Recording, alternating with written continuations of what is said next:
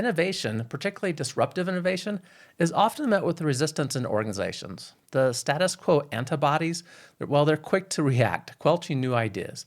You need to know the actions to take to overcome this resistance.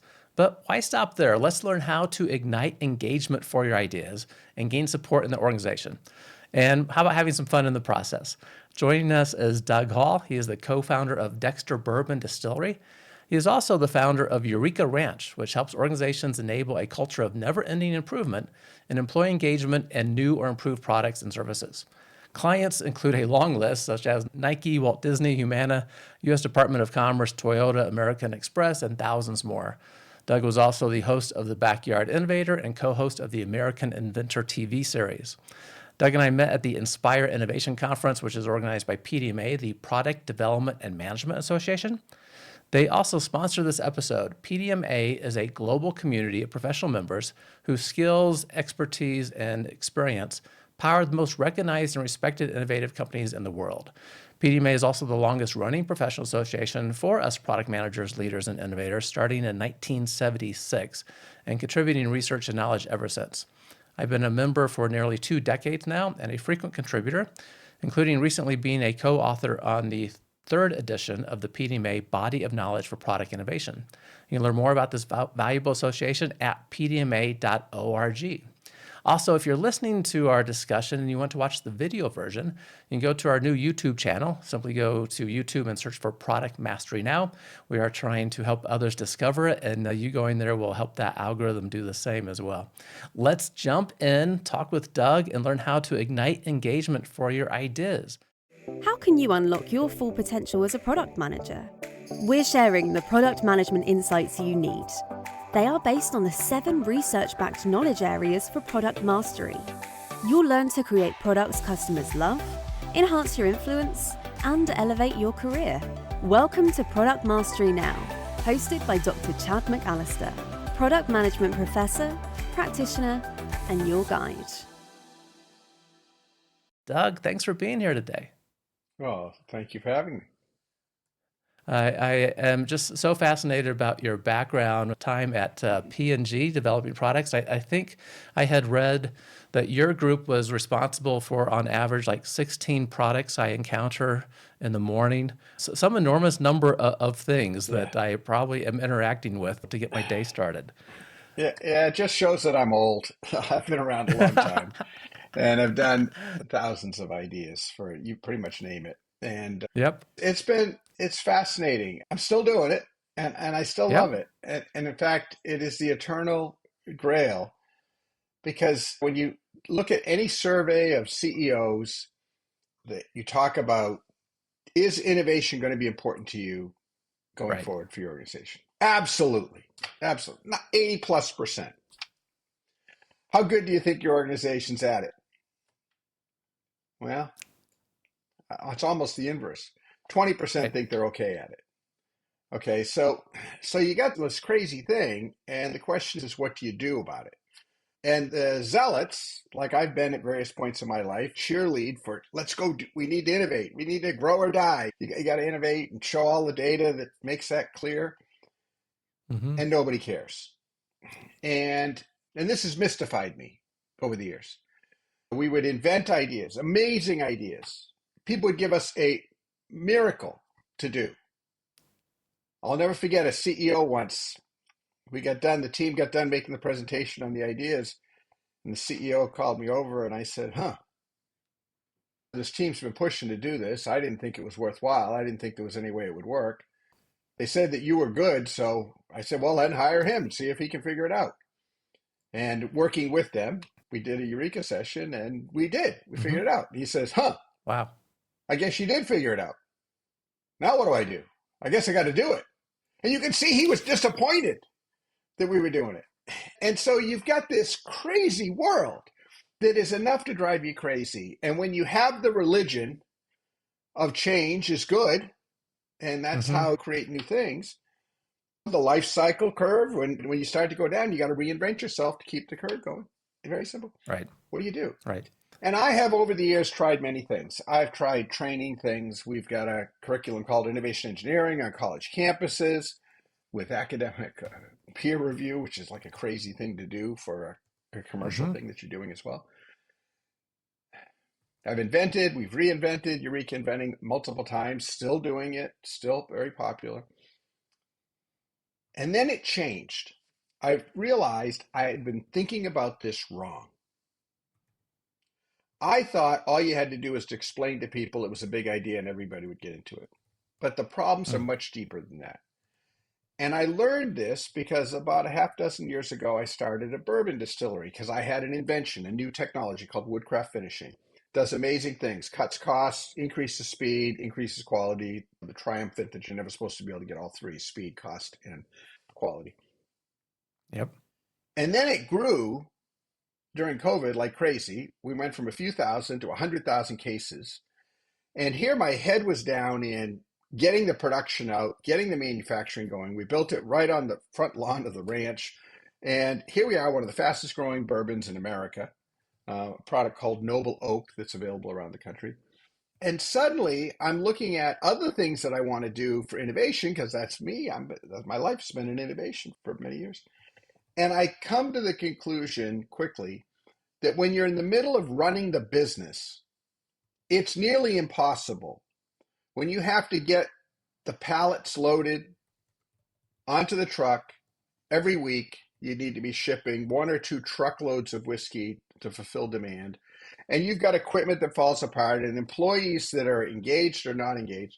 And you quickly realize when I come up to you and say, hey, you want a new idea? You're like, what do you mean? I'm just trying to survive here, man. Right. I'm just trying to survive. And then when you add on top of it, and this is in a small business where we all get it, okay? And I'm like, I've got to change how I'm thinking about this. And it's worse in a corporate setting because a corporation is not one group. Sadly, many of them are a bunch of silos where your promotion and your income is dependent upon how well you make the head of your silo happy or look good. Well, the net result is when you go to manufacturing and say, hey, I'd like you to screw around with this thing, I got this new idea, they're looking at their KPIs and saying, man, if I do that, my productivity is going to go down, I'm going to get dinged, and I'm not going to get my bonus, et cetera, et cetera. I mean, you know all the stuff. Everybody knows this. I'm not saying anything new. We know this. I said, well, what's going on? And so I did some research, and we started to run some experiments. And I found some amazing things. I found that when we talked to managers and we asked them about what they thought of innovation and what was their engagement in it. Hold on a second. I just want to make sure. I want to pull up because I want to cite the right numbers. So I don't want to wing the numbers. What stops employees from being innovative? Or another way to say it is proactive, because a proactive versus reactive. Proactive is innovation. You're doing something. You're seeing something. You're doing something about it. Versus waiting. And what you find is that the two things that stop people from being proactive is number one, at 37%, is they don't see it as their job. And number two, they don't know what to do even if they were to do it. And that's at 29%. Okay. And so you can see that you've got almost 2/3 is focused around some fundamental things of which we're not doing anything about. We're not making it part of their job, and we're not making it. And so I turned around and I said, what if I took every single employee, and my co-founder, Joe Gergash, was into this too, and we taught every single employee the fundamentals, not rocket science, not advanced stuff, but the fundamentals of how to create, communicate, and commercialize ideas. And of course, I was doing it selfishly on my own because of an interest in, we've got new products, custom bourbon, where you do an AI app and it creates your own custom bourbon by the glass or by the bottle. I mean, we've got all these amazing things that I want to do. But I need the team to be involved to make them happen. And when we start to work on them, they're like, well, Doug, that's really nice. But, I've got this problem here. My back hurts. because I have to lift those crates all day long. And they start to go into one thing and another thing. And as they're talking about the things, I said, those things are really stupid. Why are we doing it that way? They said, well, that's because I was told to do it that way. I said, well, that's stupid. I own the company. Let's change it. Well, it became a running joke, stopping the stupid. Okay? And it became a thing because every employee, they don't give a damn about my big new product that's going to increase the valuation of the company. Do it. Whatever. It's nice, but that's not going to get them excited. They care about their freaking back hurts. And they care about the stupid stuff when they get a form that doesn't make sense. And when they get those things that are challenges. And so I said, what if we took all of the innovation stuff we had? Because we have the best data on, quantitative data on billions of dollars worth of teams doing innovation projects. I've written and tested 4,000 or 5,000 concepts and done analysis of the data and that. So, we're seriously geeked out. Okay. That's how we got it academically approved. And I got 2 honorary doctorates for my pioneering work in this area, quantifying a lot of this stuff. But instead of it being, well, it's just, again, it's a thing that happens as you get older and you keep at it and you're too stubborn to give up. Yeah, lots of data. And so I said, if we turned around and we said, instead of inventing big ideas, we went to employees and said, the way we're going to start is I want to teach you. It's not that you're bad. You're innovative and I believe in you. But our goal is to stop the stupid. What are the stupid things that are going in? And we gave them boundaries of which to work within their sphere of influence, within work teams, etc. And we develop a whole protocol and a system for helping people stop the stupid. And what happens is amazing. The transformation and the ownership, because people fundamentally want to do good things. They want to be proud of their work. Okay? Right. That same person that you look at, and be they in the factory, be they in the IT department, be they be in the finance department that you don't think of, go look at their home on the weekend and they're tricking out their Harley or they're cooking or they're doing something else. So it's not like they can't do this. It's just they don't see a need to do it or don't see an ability to do it. Mm-hmm. And so sure enough, the thing took off. And the teams, that's what made us to be able to become one of the most disruptive innovators in the industry, in the whiskey business. And we started talking to ranch clients, and ranch clients said, oh my God, they said, you will not believe how bad our ratings are in our company with regards to engagement, with regards to employee satisfaction, the turnover problems. And of course, these are all linked together. They're all linked together. And I said, instead of trying to sell innovation to make the next great new thing, what if we started by giving people the training, the capability to do it, and the confidence to do it, but focus first on little stuff that normally it's not going to make the cut.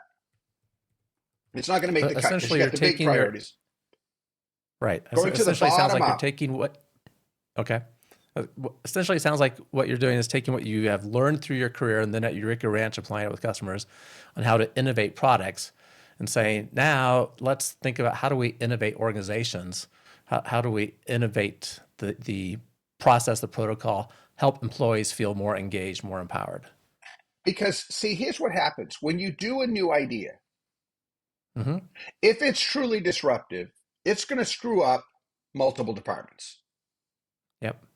And what I mean by that is you're not going to be able to use the same supply chain. You're not going to be able to use the same equipment. You're not going to be able to use the customer service system the same. You're going to have to change that. Your route to market, how you sell it, something's going to be different. If it's all the same equipment, same production, same operation, same and it can be product or services, the SOP, standard operating procedures, something has to change. If you're going to do everything the same and expect a different result, that would be insanity, of course. So the minute you disrupt, and what the data shows from 3 separate studies is that when an idea goes into development, so you got the bright idea, you put it into development, and you have a forecasted sales value for the idea. Okay, done with due diligence, whether if it's packaged goods, it's bases, or it's a Fort Woodlock, I mean, whatever system, but a reasonable quality forecast. Because you had that to go into development because you had to sell it to get the money to do it in most companies. And you look at the forecast at the end of development. The average idea in most large organizations declines by 50% in value, and I have it from 3 separate studies. Now, and you say, why are they just, it's like the killing zone. It's like you're managing the death of ideas. And the ideas just keep getting less and less. And why is that? Because when they run into a problem, because it doesn't fit with their existing system, what do? They compromise on the idea. And it's a little bit, and then a little bit more, and a little bit more, and soon they're not even close to what the original idea was. And this is what's going on. Now, flip that around.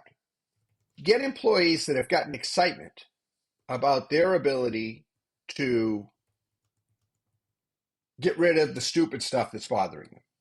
I tell them, when I'm talking to them, I say, hey, if you're tired at the end of the day, you've done a good day's work. If your back hurts, there's something stupid going on. If you got injured, there's something stupid going on. If you have to do a workaround because the existing system doesn't work, then there's something stupid going on. So let's evaporate those things so that you can spend more time to do some of the right things. Once they've gotten the confidence with that and the satisfaction, because it's got to be intrinsic. You can't bribe people to do this. It won't work. Right. We know this. The literature's clear. It has to come from within. Sure enough, when you do it that way, those ideas. So first, phase 1 is we're going to stop the stupid. That's how we're going to get the employees to get engaged. Okay? And by doing that, you've gotten the employees very excited about the idea because they're getting rid of pains that they feel. So there's a real benefit to them to do this. Having done that, now you bring them the new idea that you're trying to do. And this is freaking amazing. Instead of declining by 50%, the ideas get better. The valuation goes up by some 28%. The net result is instead of going down 50%, you go up 28%. So the net delta is 78%. I mean, this is like the biggest savings of wasted energy. We do all this great work to get this thing together only to see the thing whittle away to die. And so by getting them engaged, you create an amazing thing. And that's what it takes to get this to do. So I said, what if we started to focus on that kind of stuff? What if we built a whole program, a training and systems doing it, to engage managers and teams? And the managers, by the way, are pretty pumped about this because the average manager, because once you figured out the issues that were going on, you started to do research differently than we normally did. Normally, you just do culture, where the people, blah, blah, blah, blah, blah. We got crazy amounts of data on that. And what we found, so I've talked about the frontline employees, wherever they may be. I got them engaged. Now I got to get the middle managers engaged, okay? Because it's a system. And then I got to get God engaged, okay? So I got to get all 3 levels. Because if you start with one, it doesn't do you any good. You got to get them all. And so to get the middle managers engaged, one of the things we found is that on average, the average manager wastes 3.5 hours a day reacting to employee mistakes and flawed company systems. 3.5 hours a day. Okay. Now, interestingly, only 22% of that was employee mistakes. 78% was flawed company systems, whether the SOP, the standard operating system, was flawed or non-existent, digital systems that don't work, bureaucracy, communications problems. That's where the great waste is, and that's what's killing the middle managers. It's taking their soul out of them because they're trying to do good work, and they can't because the damn systems are broken. And of course, the ranch is founded, and my whole life has been based on a fellow that was a statistician in Powell, Wyoming, who went to Japan after World War II at the behest of General MacArthur, Dr. W. Edwards Deming. And the first company he worked with back in the US when he came back in the late 70s, early 80s, was a company called Nashua Corporation, where my dad was director of central engineering. And my dad, when I was a young chemical engineer, he taught me that, as Deming said, 94% of the problem's the system, 6% is the worker. You got to fix the system. And instead of a blame game of one department against another, one person against another, we need to transform it and say, where is the system, the common cause errors in the system that we need to fix? And so what we've done is we've created a program for the employees. And interestingly, we did a first generation of the program, and we had a bunch of ranch clients and executives, and they said, if you ship this, we'll never speak to you again. I said, huh? They said, it's amazing. It will light people up. And in fact, the net promoter score is like 74, which is like stupid on something, on a training. Off the charts. It's off the charts. And they said, because it's going to work. I see it. Your strategy of stop the stupid and get engaged, and the tools you're giving them, excuse me, but the irreverent phrase was, this shit works. It's going to work. But you're going to destroy my middle managers because they're not going to know how to deal with it. So we held off the program for a year while we developed a program for managers to get managers to focus on the systems and to teach them how to work with the employees and to engage them in the process to go and to do that. And my God, what a difference it makes to have the middle managers and the junior. And then, of course, the ranch has historically always worked very much strategically at the top with the leadership to set a vision, a strategy. In fact, I'm leading one next week.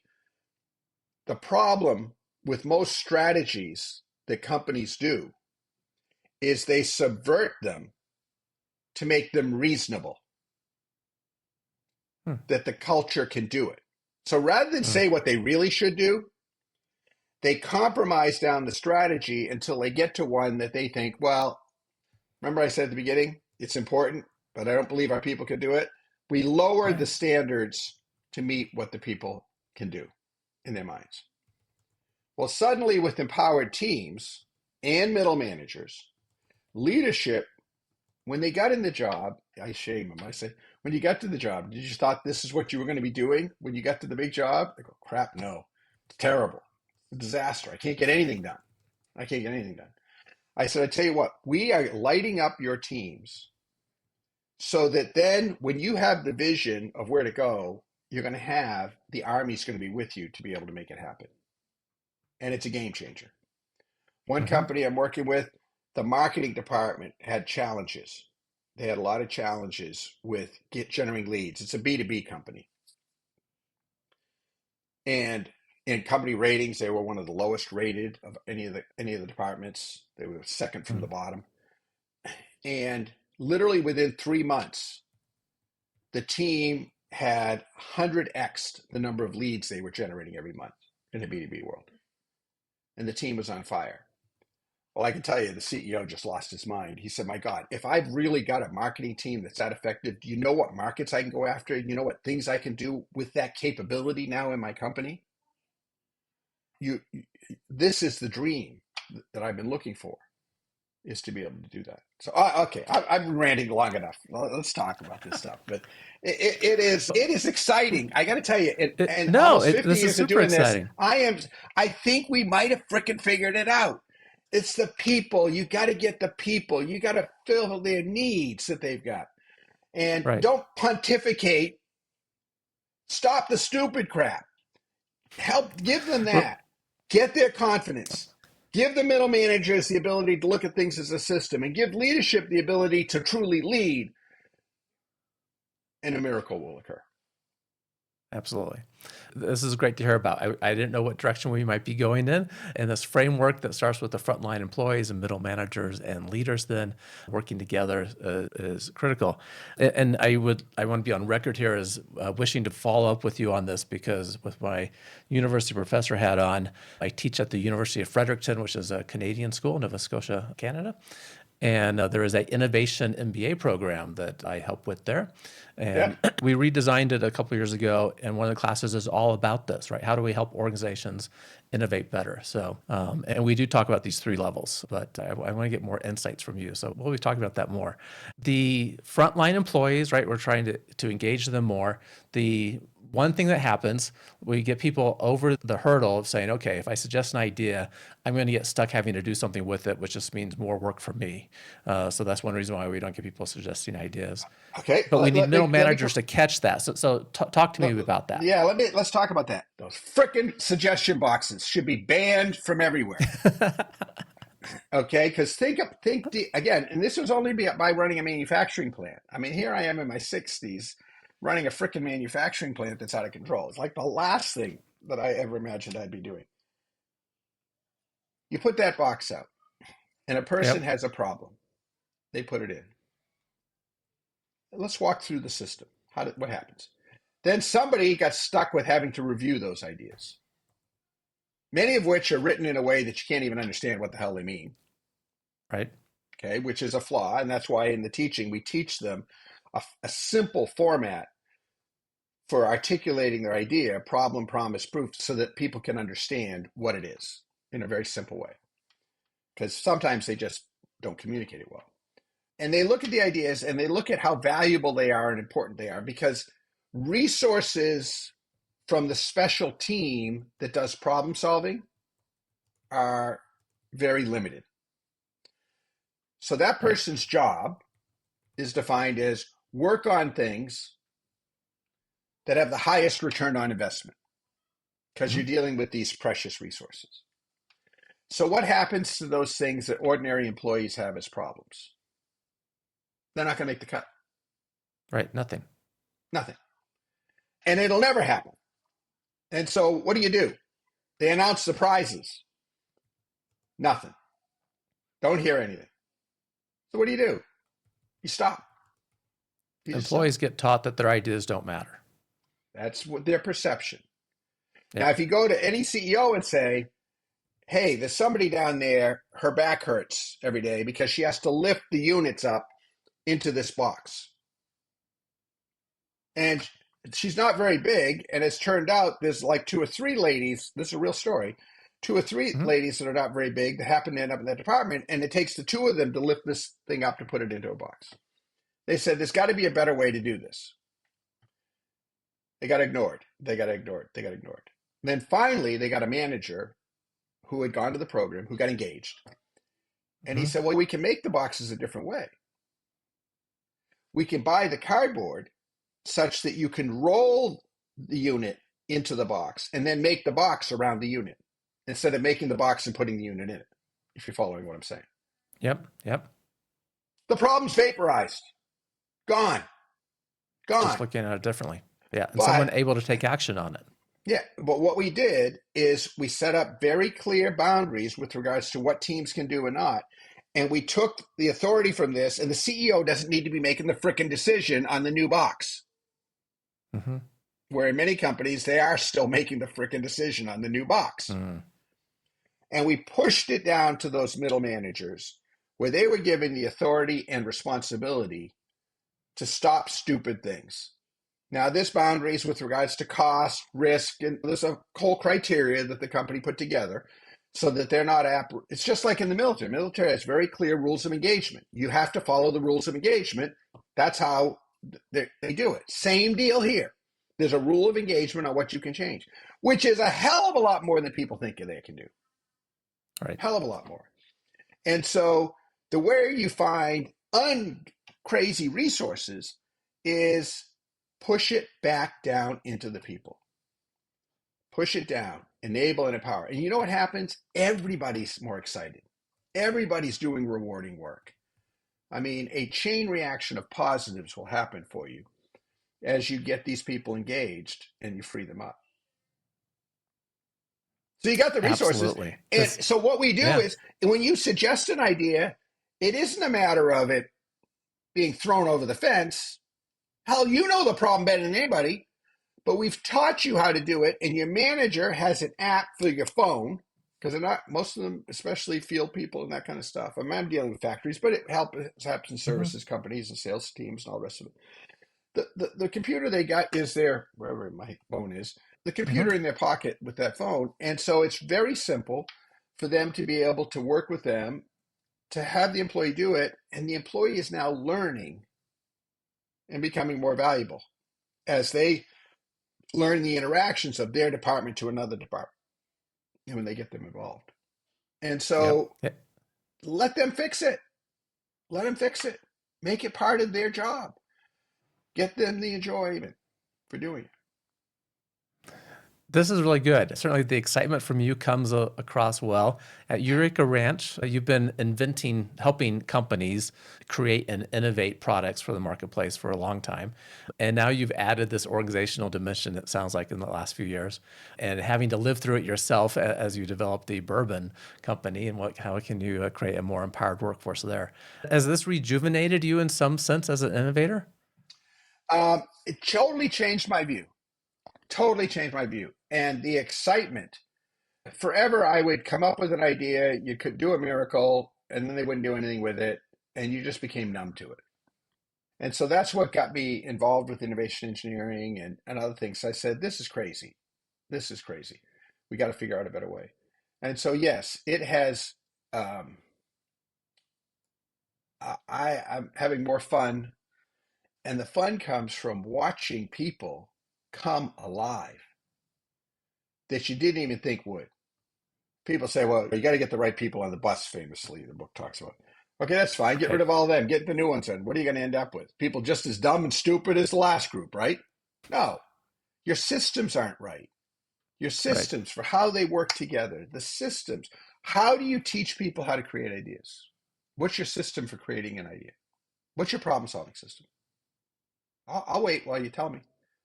You say, I don't know. Right. When a miracle occurs, we need some discipline and some rigidity to it. And so we're giving them industrial strength tools, and we've simplified it. And frankly, what's interesting, Chad, what's so interesting about this is I've written a number of books. My next book, the 8th book, is on this. It's called Proactive Problem Solving. But this book is less than half the size, the length of any of the books I've ever written. And it was my publisher that said, I want to challenge you to write a book that isn't 100, 150,000 words, but that's like 50,000 words. I said, oh, that can't be very hard. Well, let me tell you, it is so much harder to simplify it down. Absolutely. So that ordinary people can do it. It was the line from Mark Twain, right? If I had more time, I'd write a shorter letter. That's right. That's an art to do by itself. It was so much more work to do that. And the book comes out, I think it's January, I guess it's going to be out. But it Fantastic. It took me so much longer, but I had to reframe it to get those teams involved and to get everyday folks involved. But once you get them involved, the potential of what you can do is amazing. I mean, and it makes everything more fun. But this is the root cause. And until we work on engaging the people, because when you take that idea and you put it into the system, which runs efficiently and cost efficiently, and the factory and the sales system and the supply chain and the rest, until you get that system engaged and working smarter every day, you put your new ideas in, they're just going to kill the ideas. Not on purpose, but because they don't know anything else to do. Right. Yeah, as you said in the very beginning, businesses have enough headaches as it is, where traditional business school and BA programs are teaching people to, in some sense, optimize operations of organizations. And innovation throws a curve into all of that, right? Because we're now trying to ask the organization to do something that it hasn't been prepared to do in the first place. And so we need a system for that as well. Yeah. And this sounds like the system. And so instead of see, everybody can see their role is to problem solve. How do we make that work? How do we make that sales system work? Yep. And to get organizational engagement, what we found is proverbial 3 steps to doing it. The first is teach everyone how and why to innovate. Mm-hmm. Give them a basic toolbox. And I am talking about a toolbox that is so much more simplified than most. We looked at our data and said, where are the tools and the principles that have the biggest oomph? They have the biggest leverage factor, deepest slope, if you want. Mm-hmm. Teach everyone how to do it and why to do it. Second is, having taught them, build confidence in the approach with wins. You got to give them some wins. Mm-hmm. And that's where we start with stop the stupid. Mm-hmm. Because those are things that have been around for a long time. And people are like, my God, we've had this problem for 10 years and it's finally gone. It's gone. Well, now I've got them pumped. So You've educated them, you build their confidence in wins, and then you start to work the more complex stuff, which is to get them to think about it as a system. And where it's making the system visible, the aim of the system, one metric, not 2 metrics for the system, one system metric, and then enabling metrics that cause that number. Because otherwise, people will put, well, here's the 3 objectives you need to do with this system. The classic example is customer support. Make your calls as short as possible, but give the best quality service. Right. How do we do that? And that's what goes on all the time. And so getting them to understand the aim, and then most important of all, understanding the difference between common cause, as Deming would say, and special cause. Common cause errors are errors of the system. They're baked into the system. And no matter what the worker does, those errors are still going to be there. The inefficiencies, the stupidities, always going to be there. Special cause is when the worker made a mistake. They fell asleep on the job. They didn't follow the process. They slacked off. They fell asleep. Whatever happened. Mm-hmm. And that's where we get back to 94% of the problems in the system, 6% is the worker. And that's where what we want to do. And when we get them to understand, and instead of playing the blame game, if we could just get rid of that one stupid person who's causing problems, it'd be fine. Then you get another one, it's come to find out they're just as stupid as the last one. No, it's because they got bad systems and tools. So by fixing the system, you make the problems go away, you make the blame go away, and now the interaction, because in that first 2 phases, we're going to stay in a work team in their sphere of influence, because they got a lot of latitude on how they do things, how they work together and how they do it. Now, as we move to the 3rd phase, we're going to start to look at bigger projects that have interactive terms. Mm-hmm. The group that's providing you info to your database, and then the people that are using the info in the database. And so now we have to put silos together groups, and we need to have things. But I need everybody in those all those silos trained under a similar process, a similar work protocol to be able to figure it out. And that's the transformation that we see. So we're still doing Eureka inventing. We do invent all the time because people are, right now, there's some companies that are desperate. They need a game breaker. I mean, our custom bourbon experience, where you come in and do custom bourbon, normal whiskey distillery might make 20 or 30% profit margin on the whiskey they sell by the time half goes to the state and the feds and all the rest of the stuff. They do the custom bourbon experience with custom bottles, and they're making 70%. Otherwise, it's about the same. That's appealing. And so that kind of disruptive ideas, transformation of ideas, we still do. It's probably about half the business, but the business that's growing very quickly is people are getting tired. It's hard to keep employees. Motivational levels are bad. All the junk that's going on. And so igniting and getting those people pumped up, that's where the future is. I can see us doing more and more. I mean, we happen to be really great at disruptive innovations in weird categories and weird industries and it's services and all this kind of stuff. And so we'll still be doing that. But the growth is all in the system stuff and helping cultures get engagement. An opportunity to make a real difference in a lot of organizations. That's exciting. And the book is coming out to support this in January, which is right around the corner. Is there a published title available yet? It's Proactive Problem Solving. Proactive Problem Solving. So we can look for that on Amazon or other places books are sold, no doubt. Or an independent bookseller too. We really like to support independent books. As a craft distiller, I must say, that it's better to buy from Kraft than it is to buy from multinational conglomerates. We need to support Yep. our brethren. We say, I love the big guys too, but we got to help the little guys. Very good. That's great. And we always do ask guests for a quote, and I asked you to bring one to us. I think we may have heard it already. Yeah, What's your quote for us? yeah. So I've done crazy stuff, as you mentioned, network television shows, network radio show. I wrote a play. I've done 8 books now. This will be the 8th. All of these things in my life. And I get up and I've started to talk recently. And at the PDMA event, I go through this all talk with all this wonderful data, all this information, high order thinking and beautiful stuff. And I make one simple statement. And afterwards, I'm talking to people. I say, what really stuck out? Oh, and so of all the work I've done, this may be what I get most known for, which is really bizarre. That I'm the guy who wants to help people stop the stupid. And stop the stupid. You want to motivate people to innovate? Tell them what's stupid in your life. What are the broken systems, work systems, tools, resources? How about if we get rid of one of those? Mm-hmm. What do you think? And the meaning I'm getting from this, the value I get from this, the reward I get at this age where I don't need to be doing this anymore is like nothing I've seen before when you light people up like that. Nothing I've seen before. Absolutely. Yeah. Yeah. We're all faced with a lot of stupid in our work some of the time, right? And this provides some hope and a way to really transform organizations, to empower employees to make a difference and feel better about the work they're doing, and more capabilities for the organization along the way. I like this. The data says there's all kinds of data that supports this, from the Deming Prize in Japan when they went to participatory management instead of specialized teams doing problem solving. Japan transformed to, there's a company that has the record of this, which is 10 active ideas or projects per employee per year.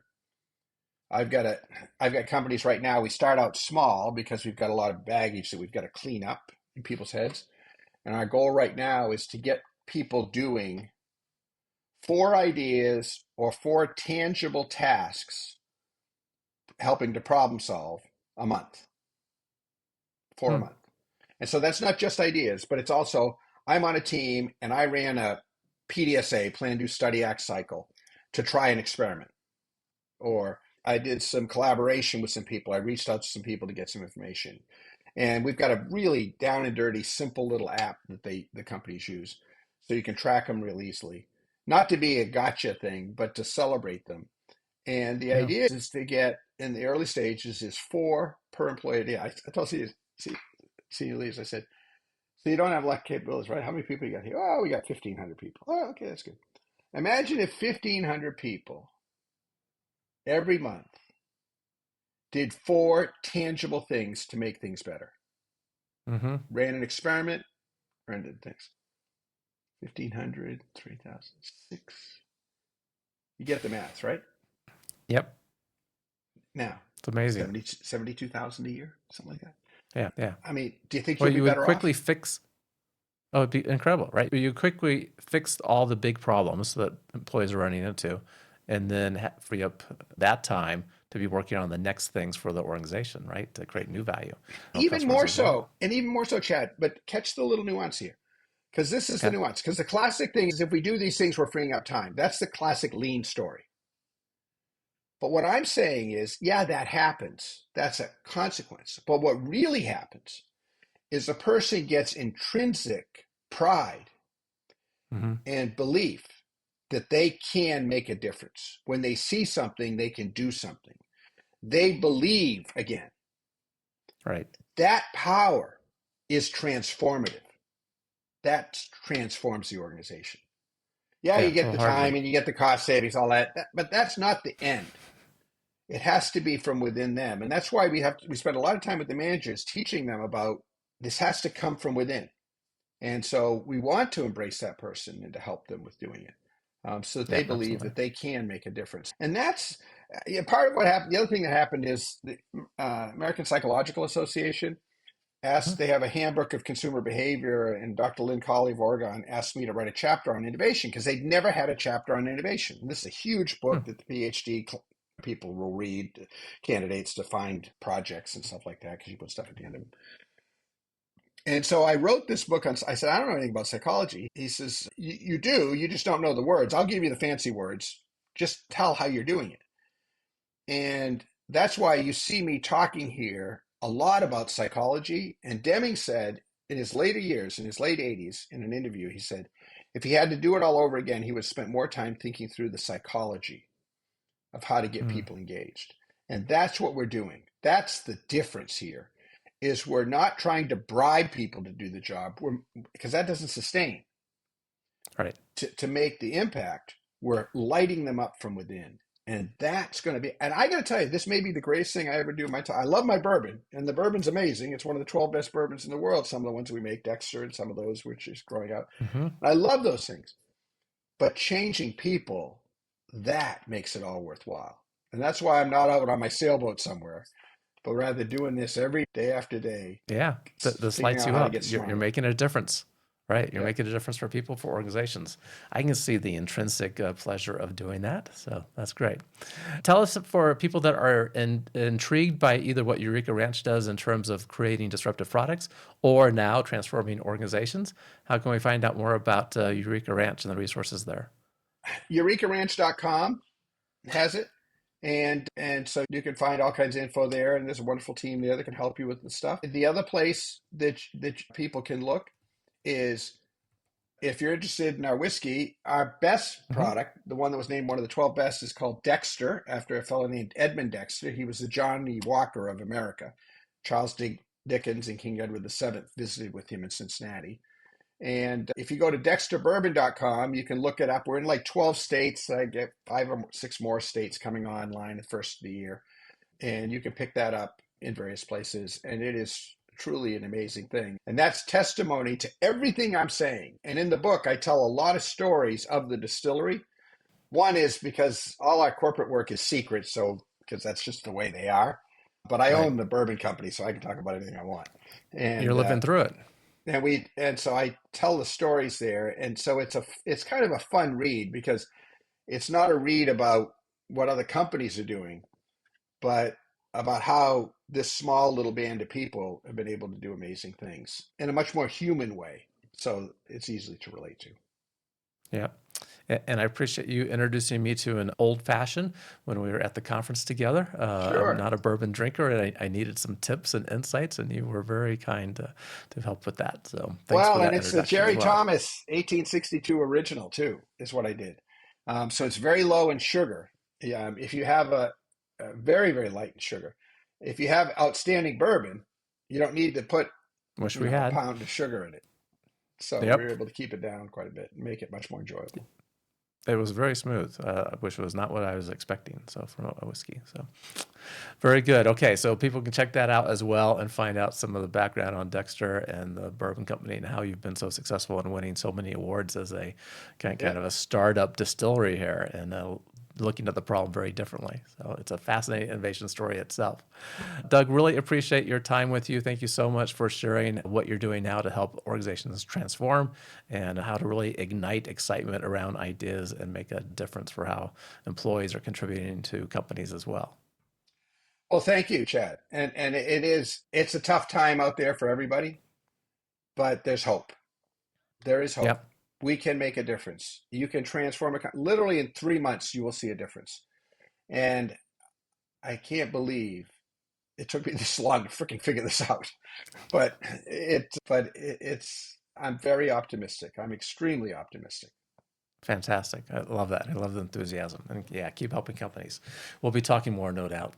Everyone else, if you want to find the written article of what we discussed, simply go to productmasterynow.com/518. And also don't forget about our YouTube channel. If you would subscribe there, that will help other people find it. That's just Product Mastery Now on YouTube. As always, everyone, keep innovating. Thank you for listening to Product Mastery Now, where product leaders and managers gain product mastery through practical knowledge, influence, and confidence. By listening, you are becoming a product master, creating products customers love. Find additional resources at productmasterynow.com. Keep innovating.